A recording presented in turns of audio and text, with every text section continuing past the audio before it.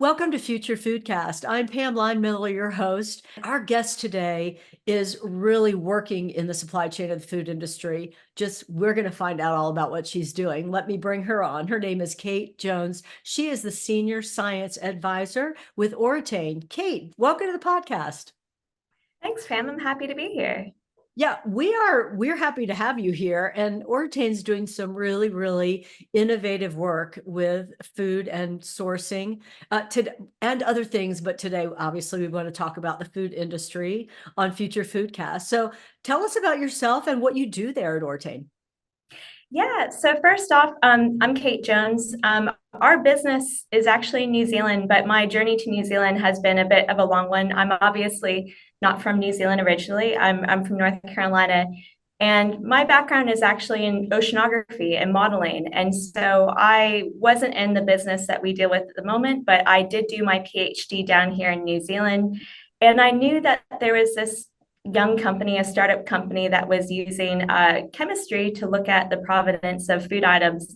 And so I thought, oh, that's pretty cool. But I did my chemistry PhD down here in New Zealand, and actually I did a postdoc in Australia before I realized that I really wanted to be more in the commercial science rather than academia. And so back in 2015, I joined Orane just as a scientist. And this was back when we had about 10 people in little Dunedin, New Zealand, which is in the South Island of New Zealand at kind of the end of the world. And really, this journey, it was a small company that was really focused on protecting New Zealand commodities and export. So New Zealand is basically synonymous with quality and that clean, green sustainability idea. But what they found was when they were exporting goods overseas, particularly things like honey, meat, milk powder formula, that people were actually counterfeiting or looking to substitute based on that New Zealand clean and green. So I thought that, that really resonated with me as somebody who was concerned about sustainability and also a concerned customer. So I thought this is a company I really want to join. Yeah, and you know what? That whole kind of counterfeiting idea and trying to gain or profit from the reputation that New Zealand has for its products. That's a real thing, as you found out. So Orane is looking to kind of put an end to that with some of the qualifications that you have, and you identify the sourcing, right? Absolutely. And it's the sort of thing where I had no idea just how big the problem was. I knew things like olive oil might be, counterfeited or anything like that, but it actually happens so much to so many different products. And so I think now when we've done the research, it's actually an issue costing the industry, food industry, about $40 billion a year. And so these are things like mislabeling, misrepresentation, and also substitution. So yeah, it's something that I think consumers should be aware of that is actually a huge problem. And it's something that I know that brands and producers are aware of. Right. I had no idea. Did you say $40 billion? $40 billion. Yeah. That's a lot. I didn't Yeah. realize to quantify it like that. That is huge. That's so much. Oh my gosh, I had no idea. Anyway, so talk about how you help this situation. What do you do? Yeah, so it's actually really cool. And so I should just back up to say, why it started here and what the University of Otago and what the young company Orane was doing is they were using chemical properties in natural substances as a way to use origin provenance. And the reason that we can do that is that basically anything that's grown from the natural environment, it imbibes the chemistry from where it's grown. So it imbibes different elements from the soil, and the way that it takes up different elements or attributes from the atmosphere is affected by things like climate and temperature and rainfall. And so everything is actually a product of its environment, and we can tap into that chemical profile. And it's called a chemical fingerprint or an origin fingerprint. And so it's very similar to the likes of forensics, where instead of, like a human database, we're basically creating a chemical profile database for different origins or different, populations. And so we're able to tap into the inherent traceability of products as a way to follow products through their supply chain. And so we're not adding anything. We're not adding any chemical tracers or any GMOs or any kind of DNA. We are just tapping into that chemical profile And that chemical profile for, say, a piece of steak or honey or a can of infant formula carries its inherent traceability, but also its authenticity. And so that's the way that we can then follow products through the supply chain where it's at risk of being mislabeled or substituted or adulterated to either mitigate risk or ensure authenticity. That is, you're essentially just identifying what the product is by and the sourcing of it by that profile. That so it's more of an identification, I think, of database. Like you said, you're not changing the product or adding to the product or even getting involved in the manufacturing of the product. You're just identifying the sourcing of it based on those characteristics and attributes, right? Yeah, absolutely. And yeah, in that sense, we kind of consider ourselves as CSI, the supply chain. And so we are using these chemical and forensic, I guess, techniques as a way to then, identify if there are any culprits or any, funny business happening in the supply chain. And that's it for supply chains that are really opaque or fragmented or complex. And yeah, because we're not having to actually change any supply chains, we're not having to set up any apparatus or set up where we're changing the manufacturing. It means that we can be forensic investigators and go in and assess, is this authentic? And if it's not, what's happening? Yeah. And then with the improvements in the supply chain, that can follow the product to its end location, whether it's a retail outlet or a restaurant or whatever that might be. Yeah, absolutely. And so in that sense too, it's really exciting because it means that we're able to help all those different links in the supply chain. So we work with producers, we work with farmers, we work with different co-ops to ensure, that what starts in the beginning of the supply chain is authentic. We obviously work with brands to ensure that what they're getting from their suppliers is authentic. And we also work with entities in the middle. So, mills, abattoirs, processors. So it's really amazing that we can provide something that adds a bit of transparency and clarity throughout the supply chain.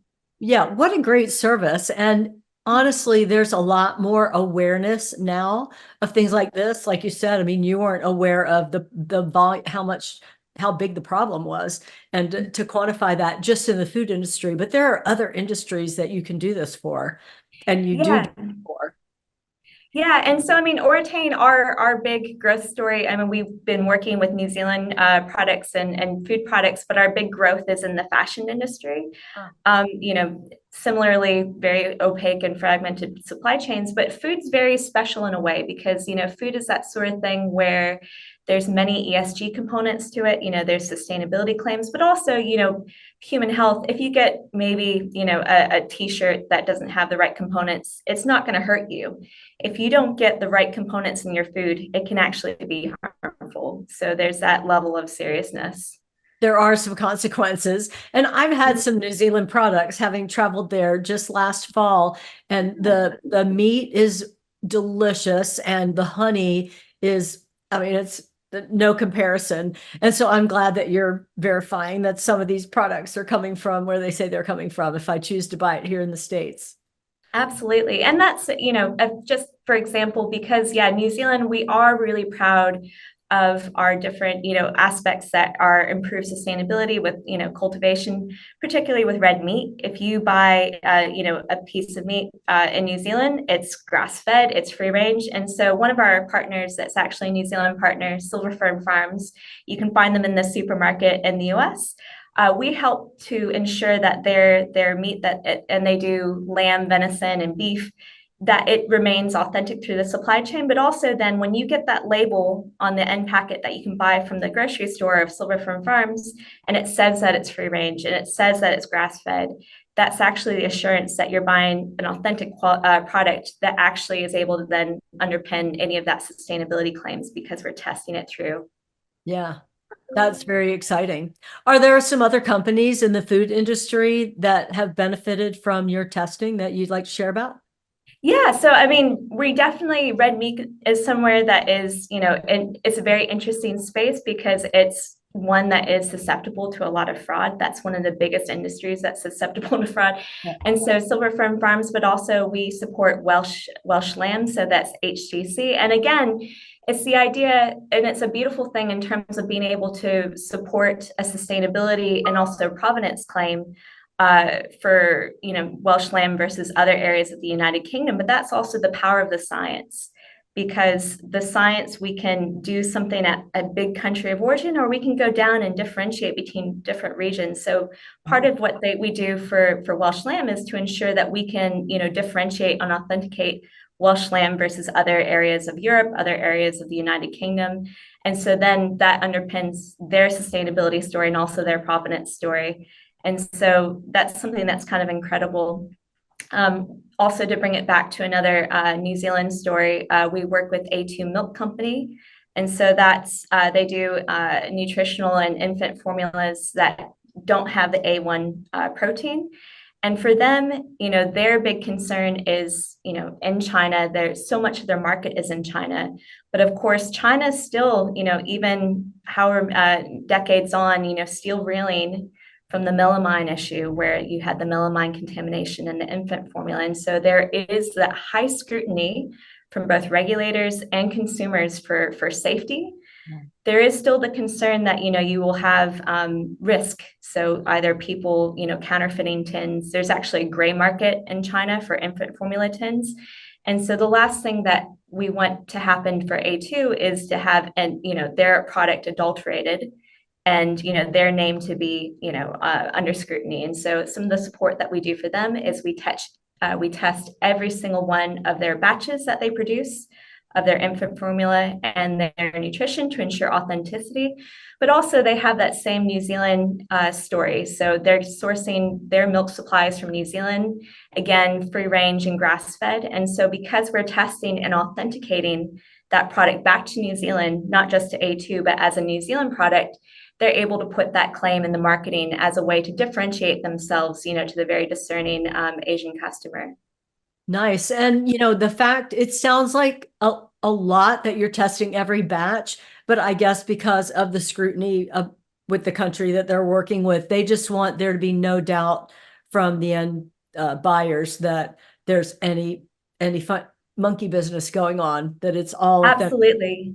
Yeah, and that's it. And that's where I think what's been really cool in terms of how our product's been integrated, it is there as a risk mitigation tool and also as an insurance tool, because the risk of doing nothing or of waiting for something to happen. I think now our brand partners are really seeing how this kind of proactive testing can help in terms of the supply chain authentication and security, but also with that storytelling aspect. And so, now we're really seeing brands that are seeing the benefit of celebrating their sustainability stories. And because they are, we have that testing to underpin it, we're not, talking about greenwashing. We're able to, really ensure that customers have that assurance that what they're getting is authentic. And so then our brand partners can actually tell that story with assurance and confidence that, what their customers are getting is authentic. Yeah, and you mentioned greenwashing. For those of our audience that aren't familiar with that, can you explain what that is?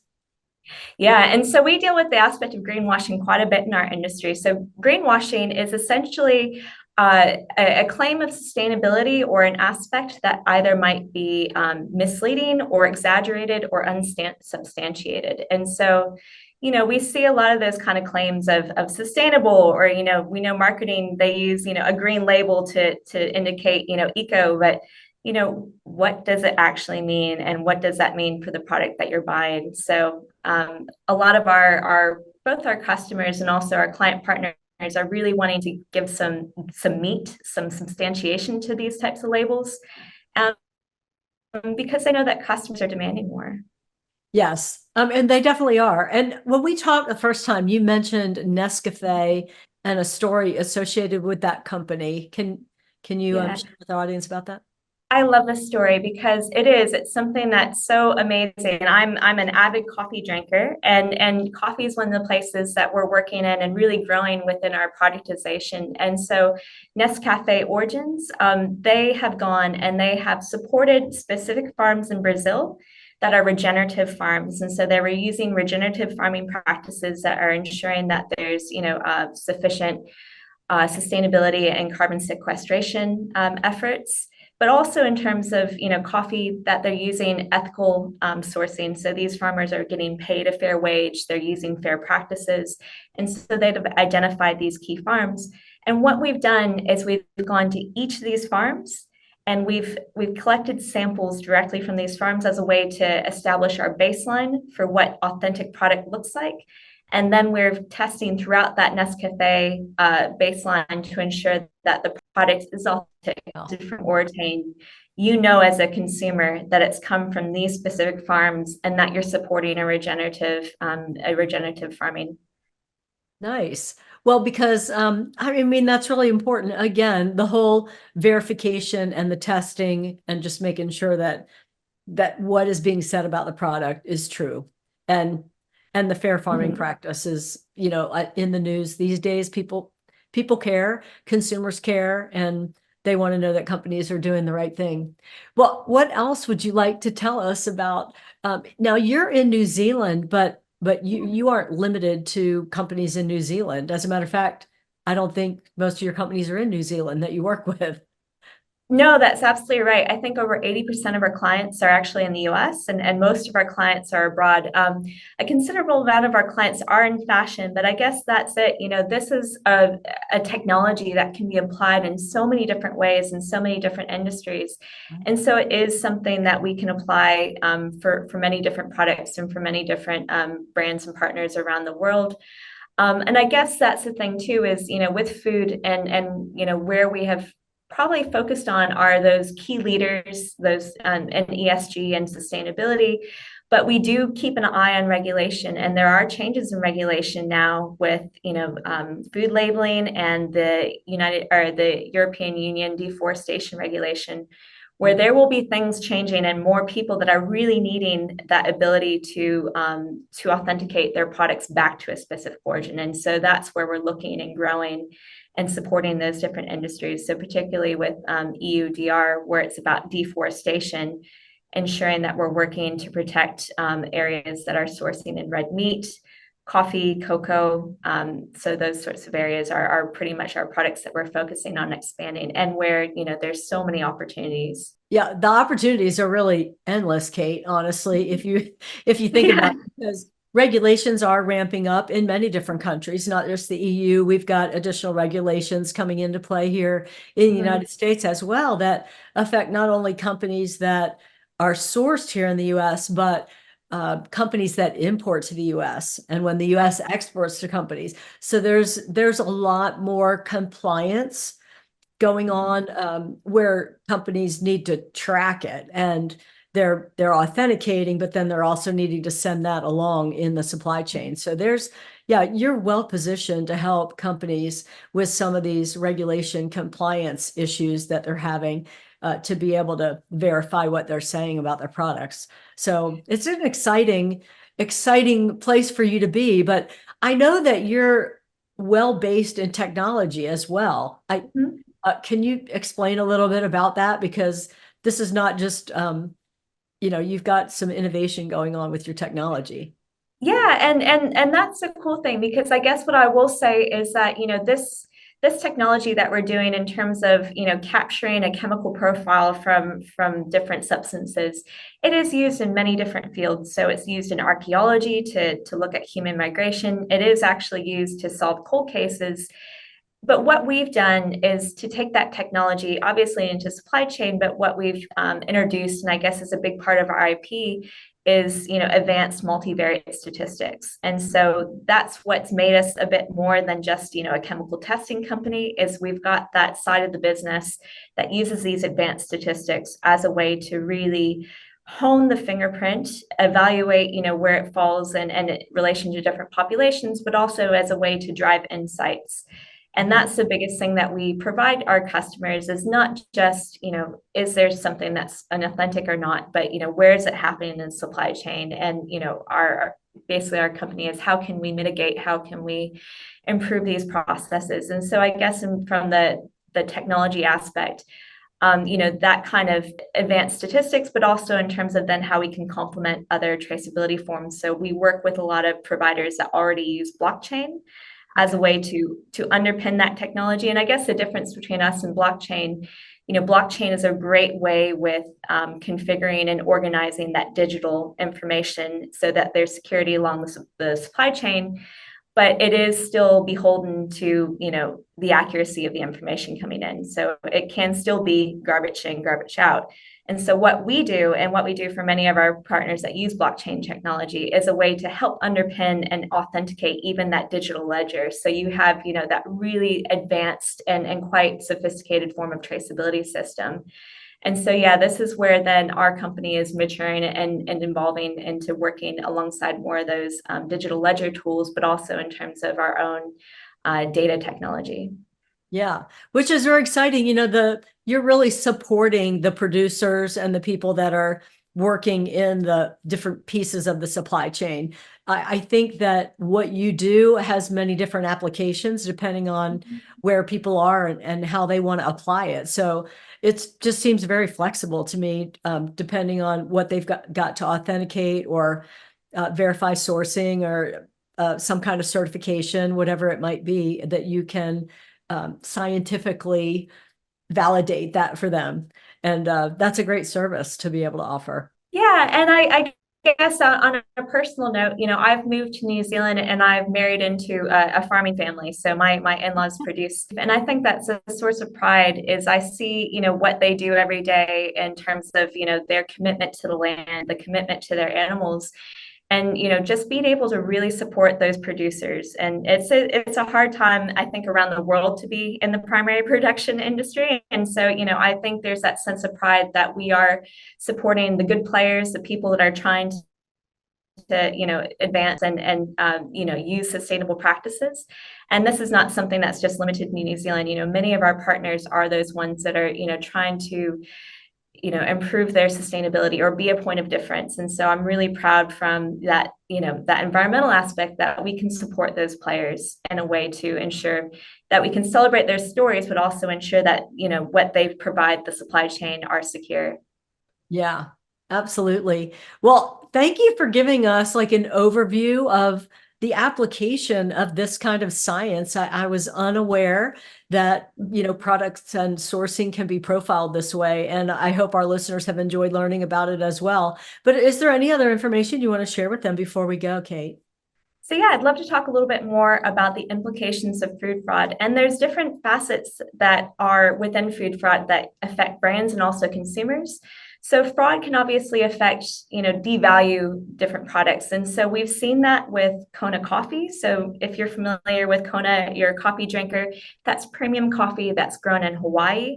There was actually a lawsuit a couple years ago for big label brands that had Kona coffee on their label and didn't have Kona coffee in the container. And so that's devaluing that brand, that premiumization. And actually, Orane, we did the testing to help Kona coffee support that lawsuit and ensure that it's only 100% Kona coffee in there. But there's also other implications. So yeah, it might be, okay, you might not getting in, all of the Kona coffee or, all authenticity, but there's actually huge implications to human health. And so the horse meat scandal back in 2013 in the UK, that's where actually you had horse meat being substituted in beef mince and different beef products. And that was sold as bolognese and spaghetti and frozen beef throughout Europe.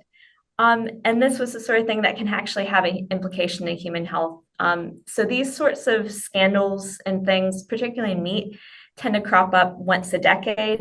That was back in 2013. We know now with the increasing regulations and the pressure for, those need of, high value or a labeled meat, that they're at high risk of counterfeiting. And so, it's not just about making sure what you get on label is accurate. It's actually, there's further implications to that. So, that's something that Orane, we're very aware of, and we're there to, hopefully help provide help for our customers in dealing with it before it becomes a big scandal. Absolutely. Thanks for sharing that, because we did talk a little bit on the front end, but really you're driving it home with those couple examples of, how you were able to help companies ensure the integrity of what was happening with the Kona coffee, and then obviously helping to identify with the the horse meat situation. I mean, you know, it can be identified and make sure that things are righted. So thanks for bringing that to the forefront. I so appreciate all of your scientific knowledge today and just sharing with us what's possible out there. Yeah, I love it. And I mean, I think that's the coolest thing is that we are using, science and not just, data science or computer science. This is old-fashioned, kind of lab bench chemistry as a way to do something that's really innovative and I think something that touches all of our lives. We all are consumers, we're all are, basically consuming food, but this is something where I think, people are becoming more and more aware, and I'm really excited that we can provide a scientific solution to those needs. Yep, that's great. Thank you so much for being on with us, Kate. And if you enjoyed this interview with Kate and want to see some more, subscribe to us and you'll get our weekly episode. Send us some comments. We would love to engage with you about the information here. Until next week, I'm Pam Linemiller. Thanks for listening to Future Foodcast. Future Foodcast is powered by Farm to Plate, the leading food blockchain platform. Subscribe on YouTube or wherever you listen to podcasts to stay up to date with the very latest innovations in the food industry.